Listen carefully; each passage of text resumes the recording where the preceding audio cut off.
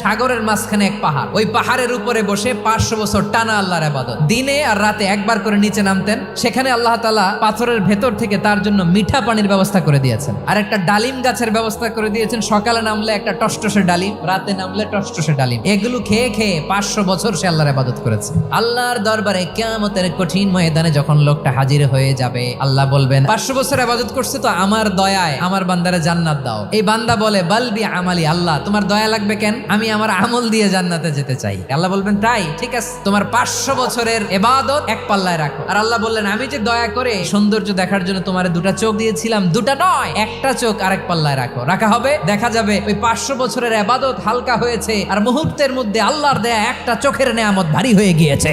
ফলাফল দেখো, হিসাব বলে তুমি এখন জাহান্নামে যাবা, যাও এবার জাহান্নামে যাও। এবার লোকটা কাচুমাচু করে বলে আল্লাহ এবার আমি বুঝতে পেরেছি তোমার দয়া ছাড়া দুনিয়ায় কেউ জান্নাতে যেতে পারবে না।